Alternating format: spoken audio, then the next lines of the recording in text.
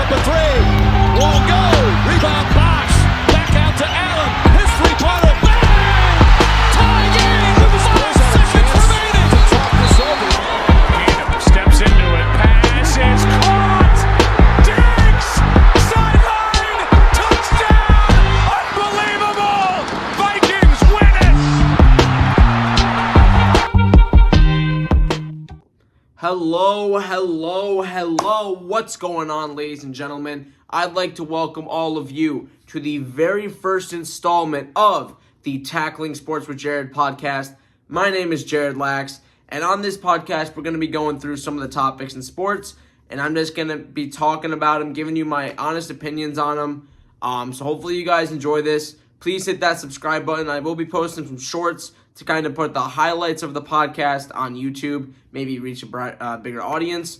But I'd like to welcome you all to the first episode, and we got a lot to talk about today. We're going to be talking about the NFL playoffs. We're going to be talking about the Sam Darnold situation. ESPN announced their initial Sunday Night Baseball games, so we're going to be talking about those. We got a lot of other stuff to cover here, so without further ado, let's get right into it right now. So the first thing I wanted to talk about here, I wanted to talk about the MVP race between Josh Allen and Lamar Jackson. Obviously, they're facing off against each other this week in the playoffs. Should be a great game out in Buffalo. I'll go on my predictions a little bit later. But I'm just going to start by talking about, the MVP race, how I feel about it. So, honestly, I've been seeing a lot about the controversy, like who should win it. I honestly believe that Josh Allen should be the MVP. I mean, if you look at stats, I got the stats right here. Obviously, Josh Allen's record is better by a game, but Lamar has him in pretty much everything else. Got 3% on completion percentage, got about 400 passing yards more, got about 1 yard per attempt, got about 35 yards more per game, has 13 more pass touchdowns. This is all for Lamar, by the way. All the rates all look better, lower interceptions, everything like that. Josh Allen's only number on him is the team record and the rushing touchdowns at 12. So I'm just going to touch on this a little bit. Obviously, all those stats tell you that Lamar Jackson should be the MVP for the third year in a row. But if you really look at it and you take a look at the teams and what each team has to offer, I mean, the Bills' defense was awesome. We're going to get into that a little bit when we preview the playoffs here. But the Bills' defense was awesome. But their offense is really not what it is without Josh Allen leading their team. People said, they lost Diggs, and people said, they're going to take a big step down. Jets, Dolphins going to be atop that division. First off, I knew right away the Jets were not going to be a good team. It's Aaron Rodgers off an injury. It's the Jets. Much like the Buffalo Sabres, until they show that they can make the playoffs, I have absolutely no faith in them whatsoever. But without Stephon Diggs, that team was really not supposed to be as good as they were. And they were over here pretty much blowing teams out all year, playing great football with the exception of a couple losses. I mean, that Rams game was a hell of a game. Really should have won that game in all honesty. But, I mean, the Bills were expected to just take a huge step down without Stephon Diggs. And what Josh Allen brought to the table with that leadership and his experience, Joe Brady being a great offensive coordinator certainly helps with the situation. With Ken Dorsey, I feel like he was trying to force too much. Dorsey was trying to tell him to throw too much. Allen's just being Allen this season, and it really helped the Bills get to where they are. I mean, the Ravens, Lamar is a heck of a player, don't get me wrong. Lamar Jackson is probably one of the best players of the generation talent-wise. I just think that if you take Lamar off the Ravens, they're still going to win a lot of games with Derrick Henry. They got a solid defense and everything. But if you take Josh Allen off of the Buffalo Bills, I don't think they're a playoff team. I think that team is like Patriots bad if you take off Josh Allen off the team. I mean, you guys can all let me know what you think in the comments and everything. But in all honesty, I do think that Josh Allen has the MVP race. I mean, it is the most valuable player award. And I know it's not a big postseason. It's not supposed to be based on postseason or anything. But if you take a look, if Allen beats Lamar, in the postseason, I think you could certainly say right then and there that Josh Allen is the MVP. And speaking of that, I'd like to get into the NFL playoffs this weekend. I'm going to start with the games of last weekend. I'm filming this on Wednesday, so the games from the wild card weekend have finished up. So we're going to go ahead and take a look at the final scores and the stats from those games. So the first thing we're going to do is we're going to take a look at the Houston Texans, Los Angeles Chargers game, the very first game of wild card weekend, and that was a crazy game right there. We got the Texans winning by 20 by a score of 32-12. C.J. Stroud had over 280 yards passing, Joe Mixon over 100 yards rushing, and the Texans defense and special teams just showed out. 4 interceptions of Justin Herbert. I don't think Herbert was 100% with that elbow. I think there's some issues still there, but obviously he's not going to miss a playoff game for anything unless you literally can't go out there and play, which I do believe he was able to play. I just think he wasn't at 100%, obviously. The next game, which was on Saturday night on the Prime Video, the exclusive Prime Video game, we had the Steelers taking on the Ravens, and quite honestly, that was not even close. The Ravens pretty much dominated the whole game, being up 21-0 at halftime. Obviously, the Steelers were able to get 14 on them, but if we take a look at the box score, I mean, Russ played really well. He had 270 yards passing, 20 of 29 with 2 touchdowns, no interceptions. He was sacked 4 times. Lamar had 175 yards passing with 2 touchdowns, but again, he had 81 yards rushing, and Derrick Henry just could not be stopped. 26 carries for 186 yards and 2 touchdowns with a long run of 44 yards. And that's quite honestly what I worry about for the Bills' defense is being able to stop Derrick Henry. Now, I did see something on social media that basically said, I know it's kind of weird to look at what jersey the teams are wearing, but obviously when the Bills are wearing their blue jerseys, which is usually when they're at home against Derrick Henry, they've limited him to very little yardage, very little impact on the game. When they're in the white jerseys, usually on the road, he's destroyed them. And obviously this game is going to be in Buffalo, so that should be a huge, huge thing for the Bills defense to get that home crowd advantage, get the crowd into it when you make a big stop. But that game all comes down to, how the Bills can stop Derrick Henry, because I think Lamar will be on his game. I think Josh Allen will be on his game. Of course, James Cook has turned into an amazing running back for the Bills, over 1,000 yards rushing. I was not expecting that. But I really think it comes down to, who plays it better on the defensive side. Will the Bills be able to stop Derrick Henry, or will the Ravens be able to stop Josh Allen and Cook in that offense, obviously? And I'm going to get a little more into the sort of comparison and team stats, where they rank this year and everything, later in the episode, so stick around for that. But we're going to continue here with the playoff, the wild card weekend. Not a whole lot in the Steelers box score. I mean, George Pickens had a touchdown with 87 yards and 5 catches, caught all 5 of his targets, didn't drop anything this time, so that's pretty good.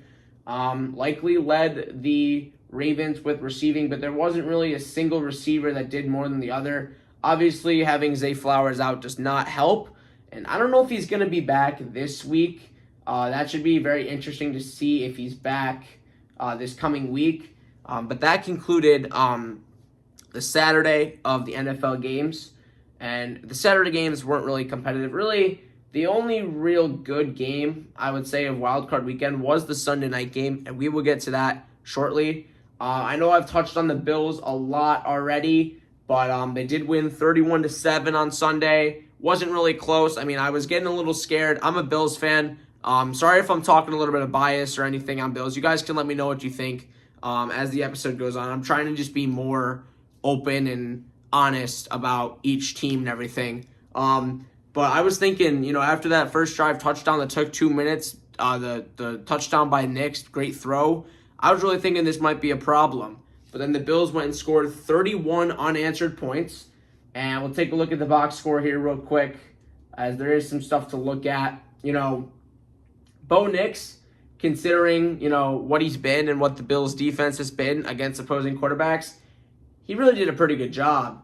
I mean, 13 of 22, 144 yards for a touchdown. Just that Bills defense was not letting anything through. And Riley Dixon pops up in the Denver passing box score, obviously because he had that fake punt, which was a beautiful pass from a punter, which was really surprised me. Bo Nix also was the leading rusher for the Broncos with 43 yards on 4 carries. The Bills really stopped the run really well. And Courtland Sutton led the way with 5 catches for 75 yards. Obviously, the big touchdown came to Troy Franklin. That was really all of his yards. He had 2 catches for 54 yards, and the touchdown was a 43-yard touchdown. So Troy Franklin really didn't do much outside of the touchdown. If we take a look at the Bills box score, again, the Bills are known for just passing to everybody, getting everybody in the offense involved. I mean, I'm pretty sure if you look at the box score, there were 4 different guys who had a rush. There was 1, 2, 3, 4, 5, 6, 7, 8 guys who had a catch. And they just like to spread the ball around.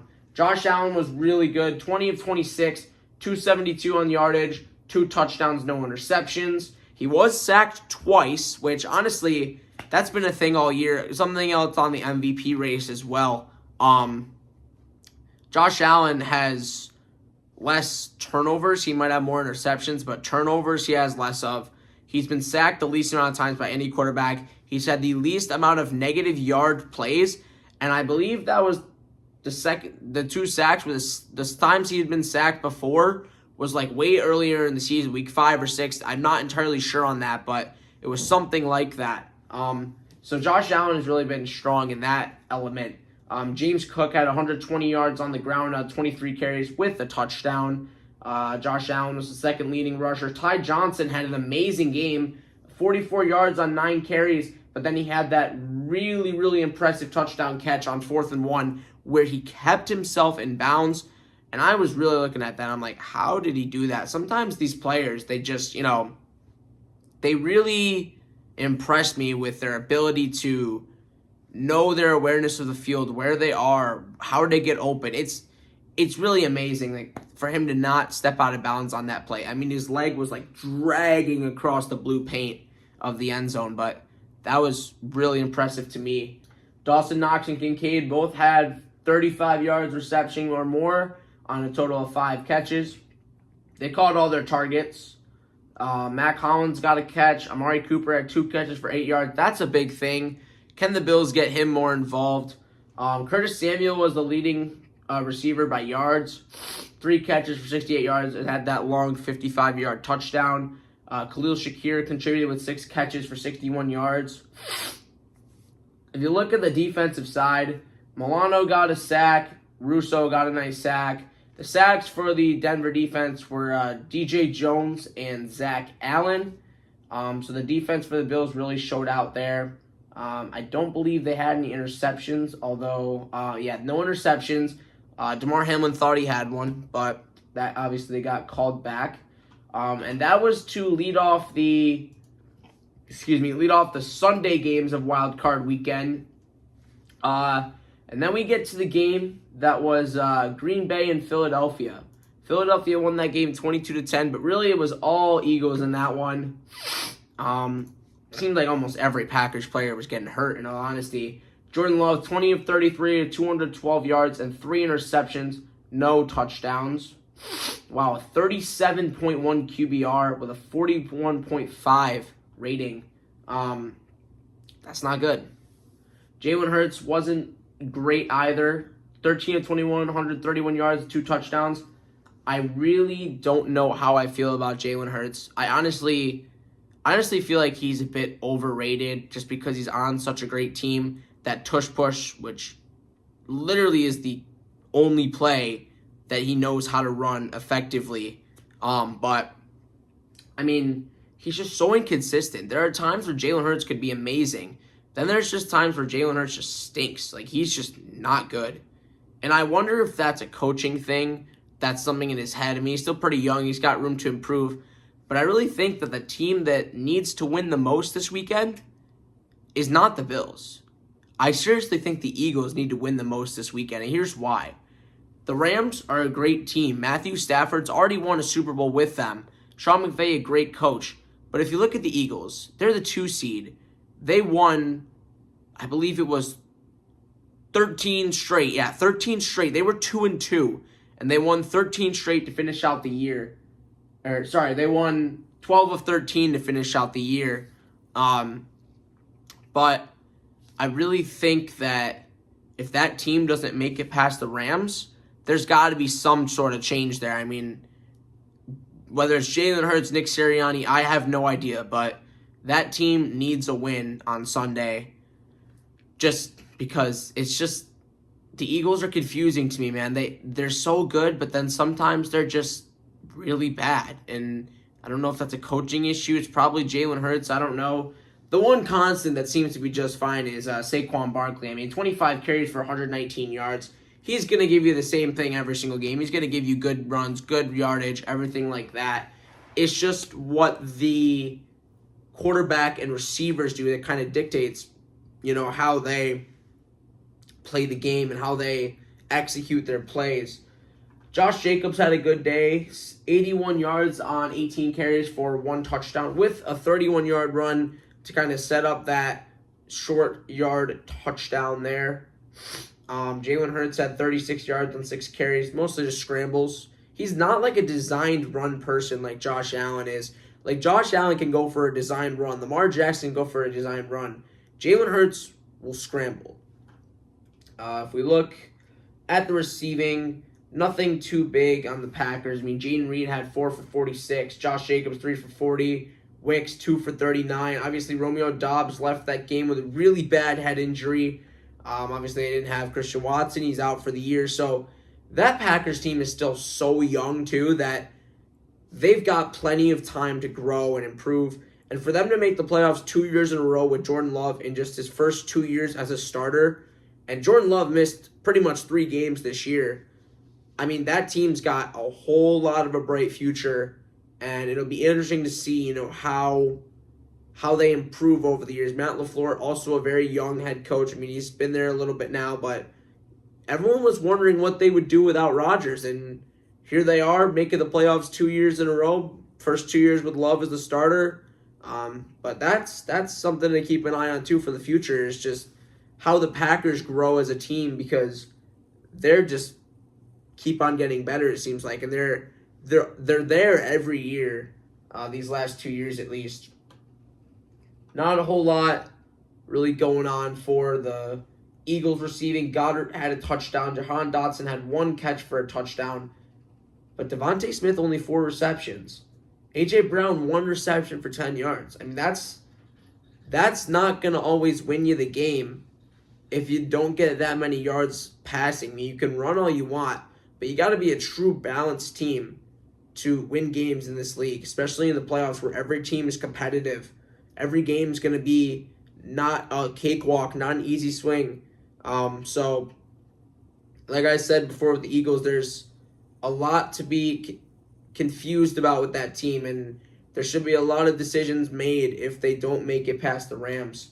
We're going to move on to the next game from Wild Card Weekend, which was the game of the weekend by far. Taking a look at the Washington Commanders versus the Tampa Bay Buccaneers, where the Commanders won this one 23-20 on a Zane Gonzalez field goal as time expired.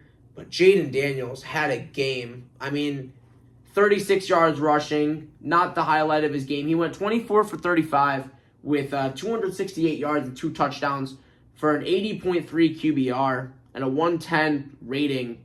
I mean, what more is there to say about Jaden Daniels? He's definitely the rookie of the year. He's playing like a young Lamar did. I mean, that power run on 3rd and 1 before that field goal. I mean, he looks like he had a 5-yard loss on that, and he turned it into a first down, stayed in bounds, and set up the kick for Zane Gonzalez, which, I'm going to be honest, I don't think Zane Gonzalez I didn't think he was going to make that. And obviously the doink, I mean, the Bears know a lot about a doink in a divisional, the Bears know a lot about a doink in a wild card round, if you know what I mean. But that's a doink. Double doink, anyone? But yeah, Commanders really looked strong in that game. Baker Mayfield fumble really helped him out, and I think that's just on Baker, honestly. There wasn't a whole lot of defense that forced the fumble there. I think Baker just mishandled the ball and everything. But he didn't have a bad game himself. 15 of 18 for 185 and 2 touchdowns. Did get sacked once. Bucky Irving had 77 yards rushing. If you look at the receiving core for both teams, Mike Evans obviously led the way. 7 catches, 92 yards, 1 touchdown. Caught all 7 of his targets. The Washington receiving core, Giammi Brown had a game, 5 for 89 with 1 touchdown. Caught all of his targets. McLaurin targeted 10 times. 7 catches for also 89 yards and a touchdown. He had a heck of a game. Eckler's obviously always a good pass catching back. He also was the leading rusher behind Jane Daniels among running backs for the Commanders. So really good all-around game for both teams. But the Commanders obviously came out on top with that one. So I really am interested to see how the Commanders play the Lions because that's going to be a great game. I think it'll honestly be similar to the Bills-Lions game this year. Very high scoring, 2 high-powered quarterbacks and offenses. And it'll be really interesting to see how that game plays out. I believe that game is on Sunday or Saturday. I don't know. We'll go over the schedule in a little bit.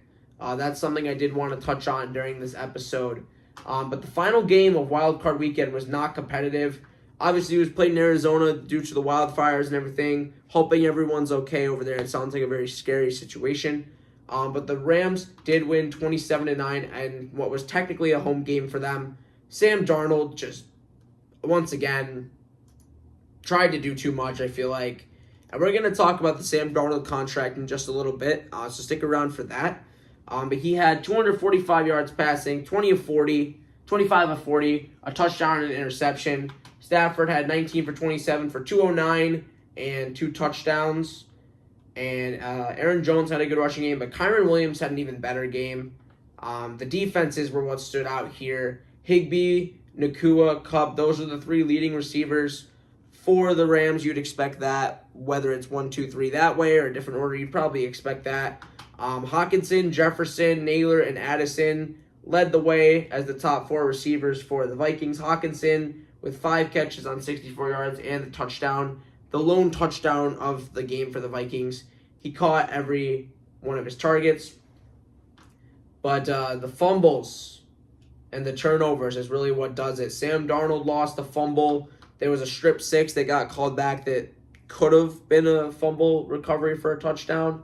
But the Rams defense really played really well in this game. And like I said, it'll be interesting to see how they match up against the Eagles. We talked about the Eagles, same thing with the Rams. Very sneaky, well-coached team. Very good all around on offense and defense. Very complete team. The next thing I wanted to kind of talk about was the Sam Darnold contract. And speaking of the Lions as well, we talked about them. I was going to talk a little bit about Jared Goff's contract because I think that for Sam Darnold, he's definitely going to get paid. Whether it's the Vikings that get him or another team in need of a quarterback, I'm not sure about that yet. The Vikings may want to keep him around for McCarthy to develop, much like, Jordan Love, Aaron Rodgers, Brett Favre sort of thing like the Packers do with developing their quarterbacks, having them sit under for a few years. But the Jared Goff deal was 4 years for $212 million. He just signed that this offseason. I would expect the Sam Darnold deal to be 3 years, just under that $100 million range, honestly. I don't think he's worth more than $100 million. I don't think he's going more than 4 years. But I do think that with the right team, Kevin O'Connell really helped Sam Darnold with his development and everything. And he's the same age as Joe Burrow. People don't realize that. But because Sam Darnold came into the league so young, and Burrow spent so much time in college with the transfer portal, transferring to LSU and everything, Sam Darnold is still quite young. And he's got some time. If he finds the right coach again, maybe it's O'Connell, maybe it's another coach that can develop him. But I would expect a contract around 3 or 4 years, maybe just over or just under $100 million. I don't think he's getting anything more than that. I think he still has stuff to prove, obviously. Couldn't handle the pressure of the big games, lost twice to the Lions. Obviously lost his playoff game, and it wasn't even close. So just keeping all those into account, taking them all into account of, his pros and cons. Because honestly, I don't think he's a bad quarterback. I just think he still needs some development, some time, because this was really his first full year as a starter on a good team, because obviously the Jets, we talked about them earlier, the Jets are the Jets. They're not going to be good until they prove that they're good, obviously. And I don't think Aaron Rodgers is coming back at all. I think he's probably just going to call it quits. We'll see how that plays out. The NFL offseason is a really interesting thing, so we will see how that all plays out. But I wanted to get into this week's NFL matchups. We're going to talk a little bit about how the teams match up stats-wise. So, starting off on Saturday, we got the Texans and the Chiefs. I think the Chiefs comfortably win this game. I think that the Texans are a good team, but they have a history in the divisional round of going, I think, 0-6 in their divisional games. So I really don't see a change here against the Chiefs. CJ Stroud really has to turn it on for the Texans to be competitive in this game. These two teams faced off not too long ago towards the end of the season, and it really wasn't that close. This game's at Arrowhead, of course. If the Chiefs advance to the Super Bowl, they'll be getting Arrowhead. So that's always difficult to play in, but I really don't see this contest being super close. I mean, it might be a little close, maybe like a 10 to 12 point margin, but anything closer than that, I really don't think is going to happen for this game.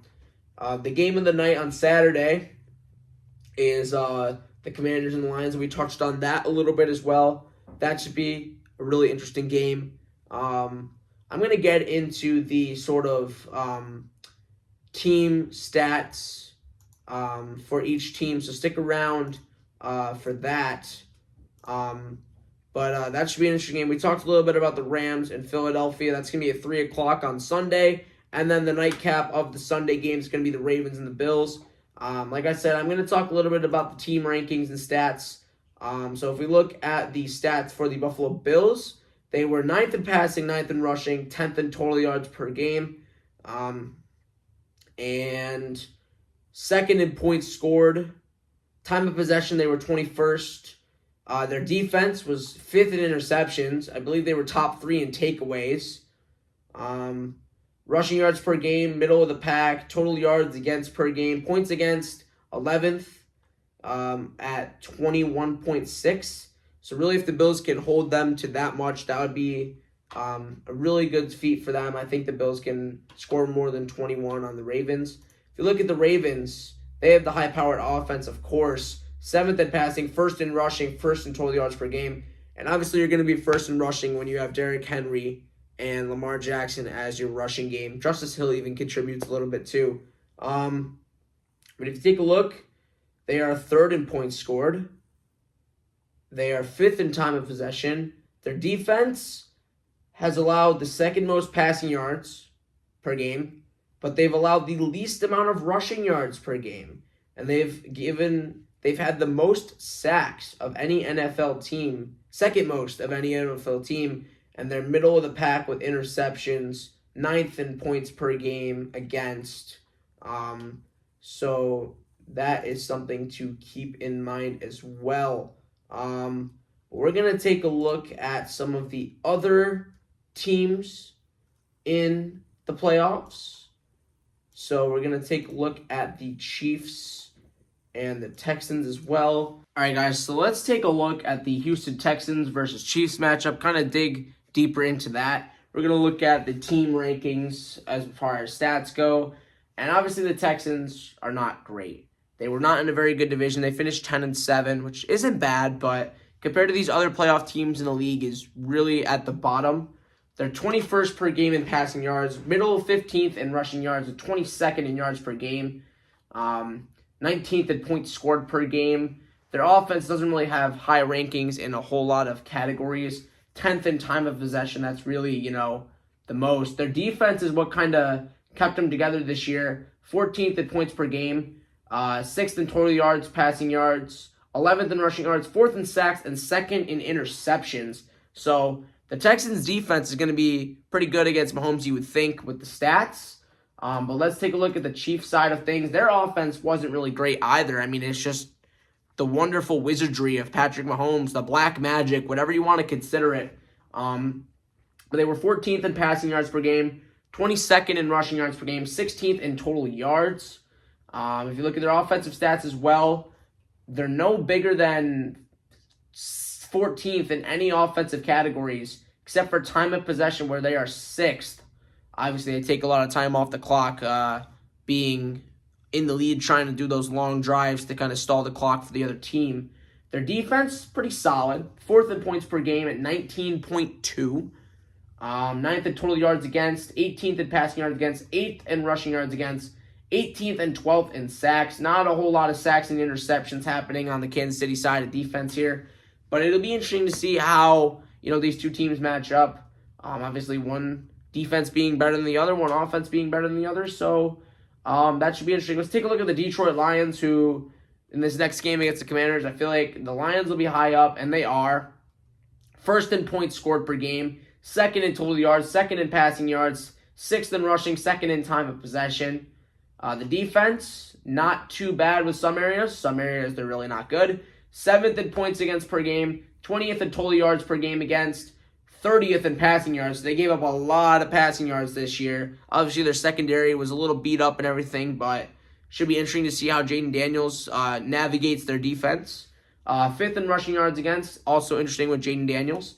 21st in sacks and 5th in interceptions with 16. So a little bit of a streaky side of things here. The Lions are going to have some good defensive aspects. Their offense is going to be super high-powered at the top of almost all the categories. So that should be interesting to see against the Washington Commanders, who are 3rd in the league in rushing yards per game. Not surprised with the 2 running backs and Jaden Daniels. 17th in passing yards and 7th in total yards per game. They finished with a record of 12-5, which I know nobody expected. But they are 5th in points scored, 7th in total yards, 17th in passing, 3rd in rushing, 9th in time of possession. Their defense, again, good in some areas, good in some, not good in some others. 18th in points against, 13th in total yards, 3rd in passing yards against. So their pass defense is really good.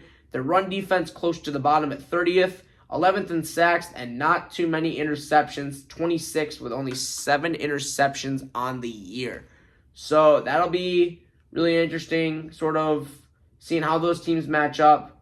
The passing yards against per game, 3rd versus one of the highest passing yards per game for a team. So that'll be really interesting.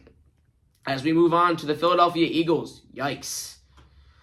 Their passing game, again, we talked about Jalen Hurts, has not been great. They're 29th in the league in passing yards, 2nd in rushing. Of course, when you have Saquon, that's going to do a whole lot for you. And they're 8th in total yards per game, 7th in points scored.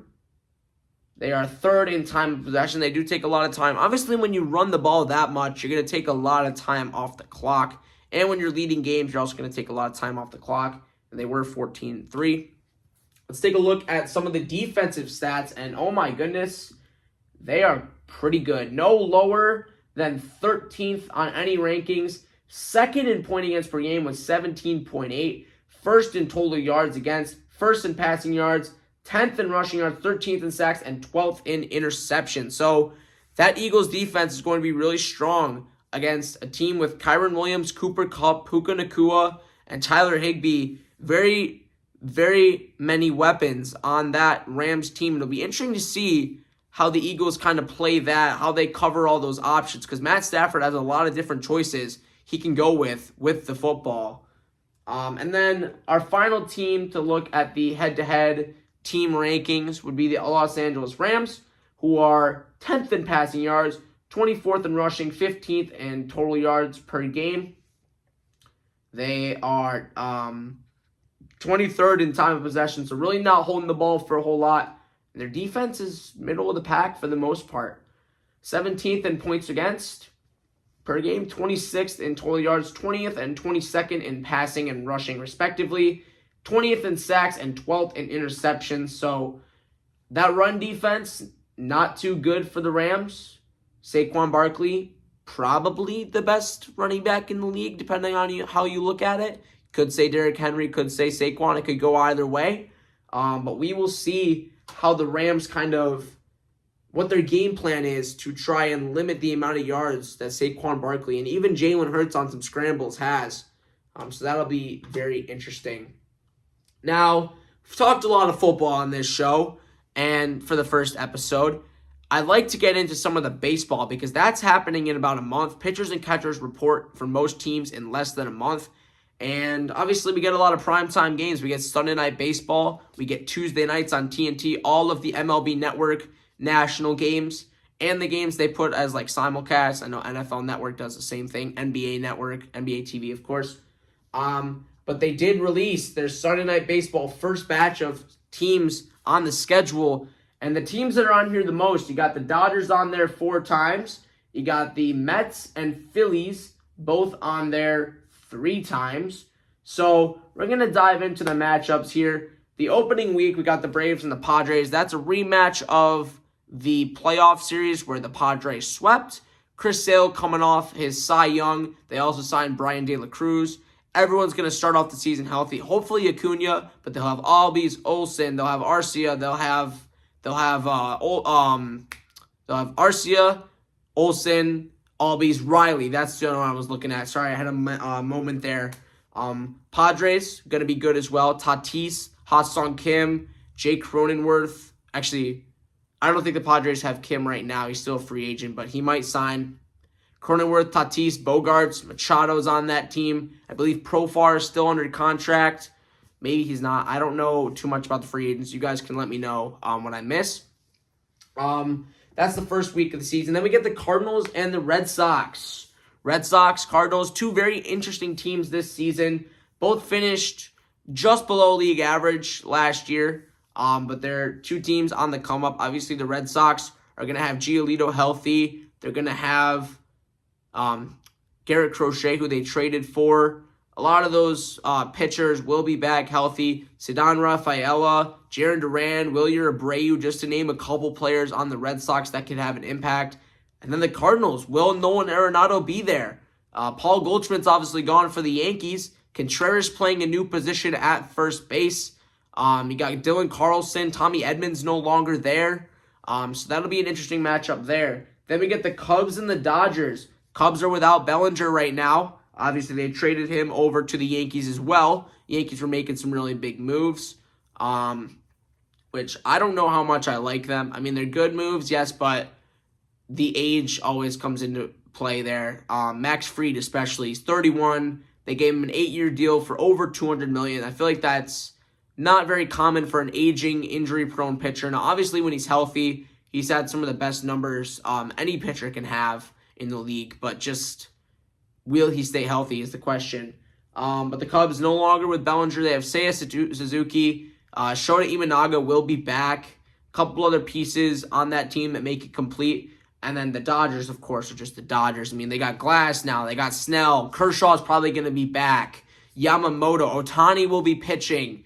On the offensive side of things, you got Ohtani, Betts, Freeman, Teoscar, Edman, Kike Hernandez, Chris Taylor, Mookie Betts, of course. I think I already mentioned him, but the list goes on and on with that team. Will anybody be able to stop them this year? That is the big question. Obviously, the Mets, my team, they took them a little bit in the NLCS. We're not able to connect with that. But will anyone be stopping this team? We shall see. And they could still even get Roki Sasaki. At the time of recording, we do not know what team he is on. So that'll be really interesting as well.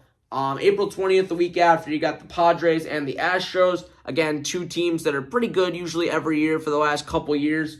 The Astros obviously have Altuve. Will they have Bregman? I don't know. But Kyle Tucker, I forgot to mention, he is now on the Cubs. I just remembered that. He is no longer on the Astros. So Kyle Tucker is a Cub. Add that into the Dodgers-Cubs matchup the week before. Phillies and Cubs next week after that. You've obviously got the Phillies with Marsh, Real Muto, Harper, not Hoskins. Why did I say Hoskins? He's been gone for 2 years. Harper, Real Muto, Stott, Trey Turner, Schwarber, Castellanos, Marsh, Rojas. It goes on and on with them. They're a great regular season team. I just don't know how they're going to do in the postseason. Obviously, with the Mets just beating them, and it wasn't looking particularly close. The Mets just outplayed them in that series, but we'll see how they play out this year. The week after is Braves-Dodgers. Now, that's always an exciting matchup. You know, you just got 2 powerhouse teams winning close to 90 to 100 games the last couple of years consistently every year. So that'll be an interesting matchup. Then we get the Phillies and the Guardians. Another good, interesting matchup of 2 playoff teams. two younger playoff teams. Obviously, the Guardians are super young. They traded away Josh Naylor, but they re-signed Santana, who's back with, I think, his third stint with the team. And that man's been on numerous teams. He's been in the league practically forever, it feels like. But he was on their last AL champion team in 2016. You take a look at the next week, and we got Mets-Yankees in rivalry week, baby. Juan Soto's return to New York. I'm thinking they will boo him. I'm almost positive they will boo him. But Juan Soto, as a Met, returning to the Yankees. Minaya has returned to the Mets. Hopefully they can regain Alonso. They've got Nimmo. They've got Marte. They've got Nimmo. They've got Marte. They've got Lindor, of course. If they re-sign Alonso, that's huge. Tyrone Taylor will be back. A whole bunch of pieces. The Mets are pretty much returning most of their team. The bullpen might be an issue for the Mets. Clay Holmes now in the rotation. Griffin Canning getting a chance in the rotation. To see how that plays out. Hopefully Senga will be back healthy. The Yankees obviously lost Soto, but what did they do to make up for it? Max Fried, Cody Bellinger.